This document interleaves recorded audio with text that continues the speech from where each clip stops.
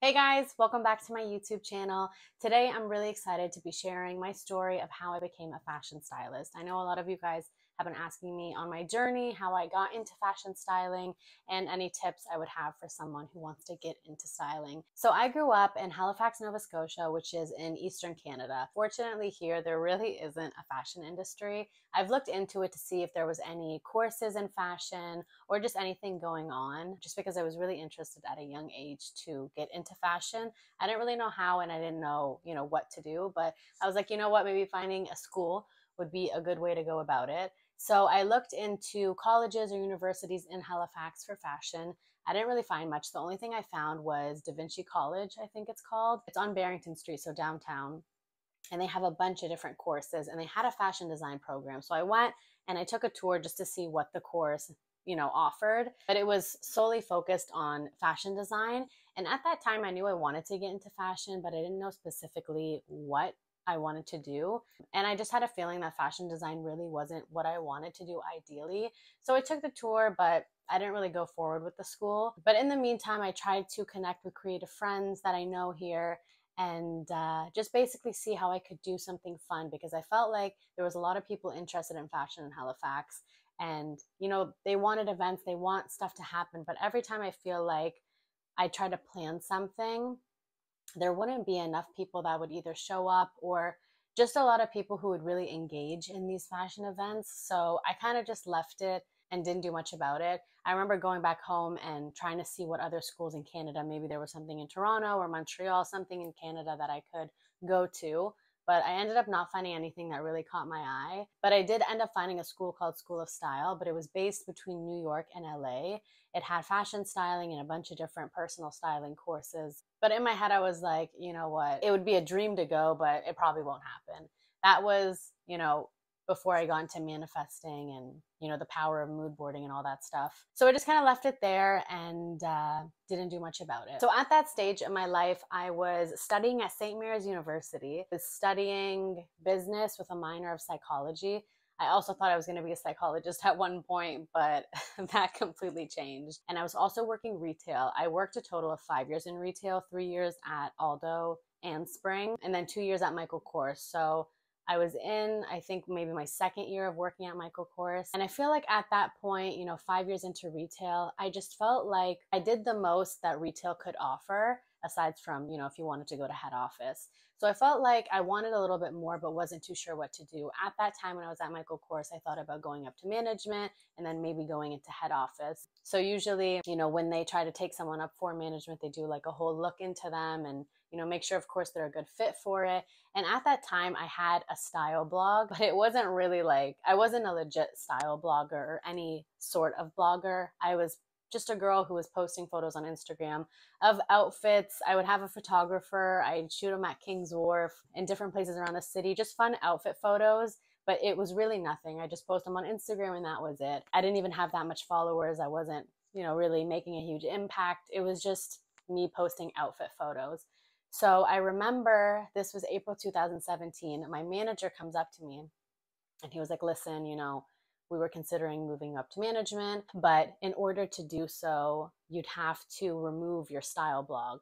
And it was just my Instagram, and I had a website. It was called Just Jerez. I was writing, fashion articles and stuff like that, but I wasn't consistent. And like I said, it really wasn't legit. It was just, me having fun and figuring life out. So it was funny that that's what they wanted, because like I said, it's not like I was making a huge impact or doing a lot with it. So it was funny that they told me to either get rid of my style blog and delete my Insta, or, I couldn't really move up to management. So it was kind of an ultimatum that they gave me. And I don't know why at that point in life, I just felt like it was my moment to leave retail, because I felt like I got everything I wanted out of it and, pursue fashion. The school of style that I told you guys about between New York and LA was always in the back of my head. I was like, you know what, maybe this is just a sign. And I knew in my heart that I wasn't going to get rid of my Instagram, because obviously I wasn't going to get rid of my Instagram. And I don't know, I kind of bet on myself, and I was like, I'm done with retail. Let me give this a try. I don't know where it's going to go. I don't really know what I'm going to do, but let me just figure it out. I just felt like it was a sign.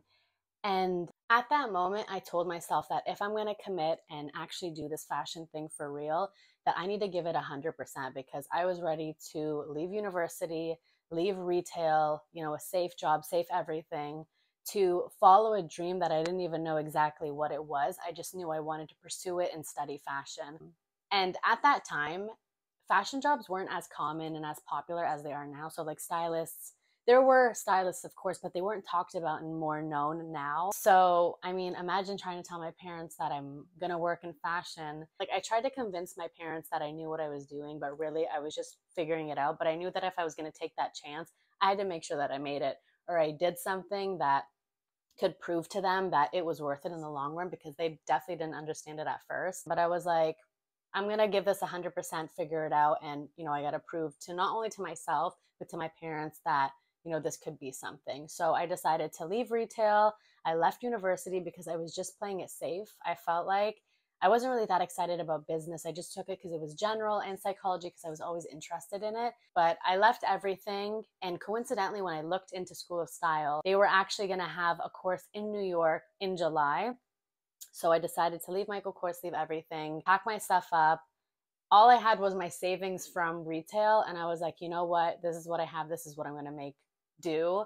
And I basically flew off to New York and studied fashion styling at School of Style and graduated as a fashion stylist. And that's kind of when my career started. So I stayed in New York about a year after finishing school. And I basically just dived into internships because usually in the styling world, it's great to get experience. You need to figure out what type of stylist you want to be because there's so many routes that you can take when you're in styling. There's, editorial, there's commercial, TV series, personal styling, celebrity styling. There's just a bunch of different realms that you can take with styling. So I told myself that, I got to figure out what type of stylist I want to be, and I need to get experience and learn. The only way to do so is to really get your foot on the ground and just work. I basically found this website. I think it's called Free Fashion Internships or something like that. I'll find it and I'll insert a photo for you guys to see. But it's basically a website that shows all the fashion internships that are happening, whether for a magazine, company, PR agency, whatever it is. So my first internship was at Vogue Australia. It was at Condé Nast, and Condé Nast is a publication house that basically has a bunch of different magazines within, and Vogue is one of them. So I was at the Vogue head office, and in the head office, there are so many different Vogues that work out of it. So like Vogue Brazil works out of it, Vogue Japan, Vogue Arabia. And I got to basically work on all different Vogues. So Vogue Australia, Brazil, Arabia. And I helped prep for a lot of cover shoots, which was amazing. And that was really what started my love for editorial. Just being in the industry, being around all these creatives, I just fell in love with it. So after doing editorial internships, I interned for Kalina Strada, and I worked with them for their New York Fashion Week fashion show in 2017. I learned how to be a backstage stylist for runway shows.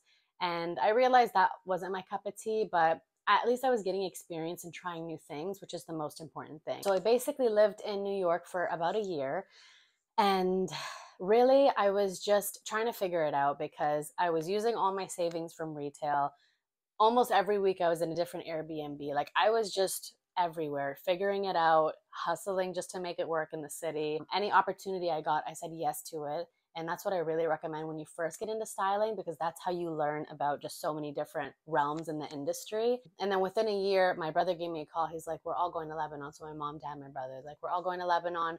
Why don't you come meet us? We'll just have a little family vacation. It's been a while. Like, come meet us and then, go back to New York. And at first I was like, I'm not stepping foot on any plane. Like, I'm in New York. I'm living my dream. I'm not going anywhere. And then my brother was like, honestly, like, just come for 2 weeks. Like, we really haven't had a family vacation in a while. Just come and then go back. And I was like, you know what? Fine. I guess I'll just go. So I decided to go to Lebanon. So for the first week I was in Lebanon, I was adjusting to the time difference, and I would basically stay up. I'd watch this TV channel. It's called Anghami. It's basically a channel that plays music videos nonstop. I just listen to music because I like music and I like background noise. And I would do work on my laptop, seeing what opportunities there were in Lebanon, because just because I was there for 2 weeks, I didn't want to stop learning and just gaining experience. So I was seeing what opportunities there were. And I remember it's like, 1 week of staying up till like 4 a.m. because I couldn't fall asleep. And I was looking at all the music videos. And of course, music video finishes, there's the credits, next music video, and then again credits. And one night I was just watching Nasif Zaytoun's music video, and I don't know, I've seen that music video probably 1,000 times within that week of watching that channel, but the last night of my jet lag, I don't know why it just hit me differently. And I was like, you know what, why don't I reach out to these people in the credits and see if I could get in the fashion industry that way? You know, find anyone I could and just reach out to them, tell them a bit about my experience, and, you know, see what would happen from there. And I really think the internships I did in New York, that really gave me a good foundation. And of course, my school, because my school taught me how to, you know, execute a job from start to finish. It taught me, you know, how to work with different body types, taught me about the different eras in fashion, all the knowledge you need to know, you know, how to work on sets, just so much stuff that you really need to know when you're a stylist. So I felt like that was a really great foundation. And with all that experience, it actually helped me get into the door in Lebanon, because I mentioned, you know, I worked here, here, here, I did this, this, this. And within 2 days, someone got back to me and they're like, we actually have a music video coming up. I'm going to give you your information to the director, and then they're going to contact you. So I got this message from a director, and he was like, hey, like, I have a project. It's with Haifa Wihbe. He was like, you know, let's meet up. It's going to be an amazing project. We're going to do such fun things. And I was like, this is definitely a joke. Like, I'm in a country, I don't know what's happening. I don't know many people. And someone's telling me like, you're going to style a music video for Haifa. Like, it's just, what are the odds? You know, it's just kind of a surreal thing. But I still was like, I want to look into it just to see if this is legit or not. So I was like, you know what, let's meet at this mall. I picked a public place in case anything happened. Met up with the director. He goes, yep, it's like legit. This is the project. This is the day. We're shooting it for 2 days. This is how many scenes, blah, blah, blah, blah, blah. Had my first meeting, and I basically took the job, but I did not know where to start because I was interning. So I was working under people and learning. I've never done a project on my own. So this was really a once in a lifetime opportunity, and I wasn't going to say no to it. And it just was such a big learning lesson that even at the moments where you don't feel ready, those are the biggest moments that you should say yes, because it could change your life. Literally, that moment changed my life. I took the project. There were so many challenges that went into it. I didn't even know where to begin, but thankfully I had my school book with me, and it taught me everything I should know. You know, I had my fitting with Haifa. I basically was in a new city. I didn't know where to shop. I didn't know what to do. So what I did was I thought of all the areas that there was like different stores, different shopping areas. And each day I would go to those areas, literally park my car, walk in every single store and figure out the areas, figure out what I could do, see what places I felt like could fit the vibe of the music video. After doing that for a few days, I made connections and I found places that, you know, wanted to work with me for the project. And that's what provided me all the items for my fitting. So I went to Haifa's house, we had the fitting, I brought racks of clothing, and luckily it worked out. And she was such an amazing client to have. I'm so thankful she was my first, because she's so easygoing and she's open to trying new things. And I feel like we really connected, which is so important to have that connection with your clients. And after that, it snowballed into 3 years of staying in Lebanon and working on a bunch of different music videos. I ended up working for Faris Karam, Asi Hallane, Shada Hassoun, Cynthia Khalife. It just snowballed into so many opportunities, because the industry may seem really big, but once you get into it, everyone knows everyone. And once they like your work, you know, they'll recommend you. And that's kind of how the industry works. And during that time I was in Lebanon, I started a habit where each day I would send out 10 emails to different people, reaching out to find my next opportunity. Because working as a freelancer, you never know what's next. And you always got to think about, you know, what's your next step? What's, you know, the next project you're going to work on. So every day I would reach out to 10 different people, trying to see what opportunities I could find. And that habit carried on even till today. I send out 10 emails a day, find new people. And I never took no as an answer. Even if someone got back to me and said no, I would reach out to them a month later, continue a month, until I got a yes. And still till today, I'm still waiting to hear a yes from certain people. That's why it's so important to stay consistent, because I know a lot of the times when you email someone and you feel like they didn't get back to me, you know, it's a no. Majority of the time, that person could be really, really busy and they probably didn't even see your email. They might have 1,000 other emails in their inbox, or maybe they forgot about it. Sending up another follow email is so important, because it bumps it up And most of the time, like I said, they probably didn't see it. So don't take it personal and stay consistent is like the biggest thing for me. And honestly, what opened up half of my opportunities. It was definitely challenging because I was trying to figure out how to manage with low budgets. For the Heifa music video in specific, it was a 2-day shoot. We planned everything. I was styling her and I style all the cast within any music video. And I remember we finished shooting the first day. We finished early. And I think it was around 7 p.m. The director calls me and says, we're adding in a new scene for tomorrow. You need to come up with like 10 outfits. There was like a bunch of extra girls and Heifa. He's like, you need to figure it out and add it. And it was 7 p.m. and the mall closes at 9. There's a lot of moments where they'll throw things on you and you just kind of need to figure it out. So I ran to the mall, ran to the stores that I have really strong connections with and just kind of figured it out. Pulled a bunch of different looks. And then the following morning came early to set, got all the models, got Heifa, got them to try on outfits, figured it out, and went from there. So after my 3rd year in Lebanon, music video styling, I just felt like I wanted to change the scenery. I felt like, I worked with a bunch of different celebrities and I had a lot of people, under my clientele book, and I just wanted to try something new. So I got an opportunity to intern at Harper's Bazaar Arabia in Dubai. So I ended up going to Dubai for 3 months. Absolutely loved it. And the Harper's Bazaar is at ITP Media. ITP Media is also a publication that has a bunch of different magazines underneath it. Harper's is one, Cosmopolitan, Middle East, Grazia, they're all under ITP Media.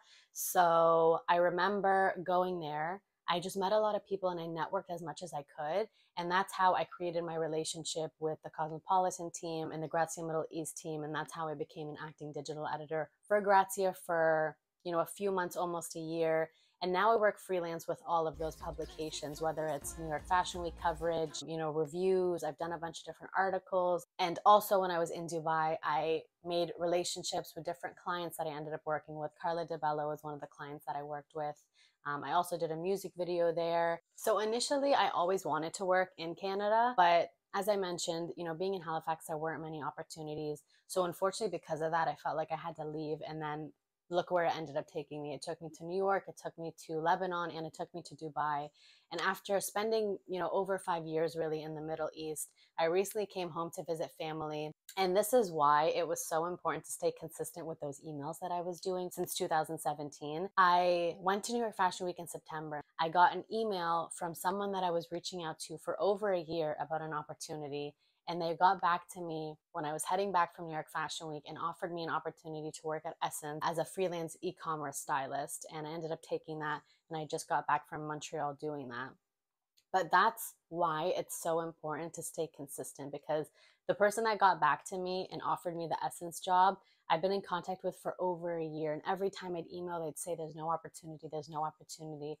But I still kept sending my emails, and I didn't let the no's stop me or get in the way. And even on days when I felt like I wasn't getting anywhere, no one was answering me, like, what's the point?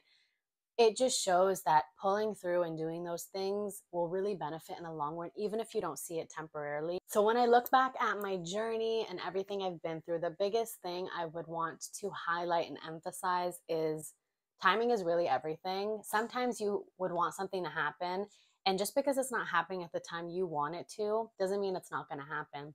When things happen, they happen at the right time. I've just experienced a lot of stuff that taught me that timing is everything. And when it's meant to be, it'll be. Like I said, even if it's not the time when you initially want it to happen, it'll happen when it's meant for you. My second note would be to not give up. No matter what it is, when you give up, that's when all hopes stop. But if you stay consistent, you don't give up. Like I said, if it's one more email you need to send or 2 more calls you need to make, you don't know what could happen after that last email or the 2 different calls. After those 2 calls, you might get that dream job you wanted. So don't give up, because you don't know what else can happen. And just stay consistent, because consistency really is key. My third tip is, if you're in a situation where you feel like you don't know what to do, don't stress it, because a lot of the times it's about just figuring it out. And you need to experience it to really figure things out. So don't sweat it if, you got a new job and there's something you're not understanding. Being in the field, experiencing different things, it'll teach you. And then you'll end up figuring out your own rhythm and figure out what works best for you. My fourth tip is to stay patient and don't take things personal, and that's something I'm still working on. because majority of the time it's really not about you. It could be something else. And especially when working in music videos, if you get heat about a certain situation, there's so many people you go through in music videos, from directors to art directors. It's like an approval list you go through. So sometimes someone can be frustrated about something that has nothing to do with you. So don't take things personally. As long as you know that you're doing your best, that's really all that matters. And stay patient, because when the time is right, like I said, things will really work in your favor. And my last note would be, styling really isn't for everyone. I know a lot of people think that it's just simple. You just throw a shirt on, throw some socks, pair it with these shoes, and you're good to go. But styling is so much more than that. It's a lot of sacrifice. It's a lot of, missing big occasions in life, missing birthdays, missing weddings. A lot of the time I was traveling and I wasn't, near home. I was far from family. I was trying to figure it out in cities that I really wasn't familiar with. Working with budgets is also a really big thing in styling, because you're crunching numbers a lot. You're managing receipts, you're managing people. It's a lot that goes into it. So you really need to be passionate about it to succeed. So that is just a really big reminder that styling is more than what you see. And it just takes a lot of hard work, persistency, and just dedication for it. So that's really what I have for you guys. I hope you enjoyed this video, and I hope you learned something new. If you have any questions about my journey or just questions about styling, please leave a comment down below and I'd love to answer it. Thanks so much for watching, guys, and I'll see you in my next video. Bye, guys.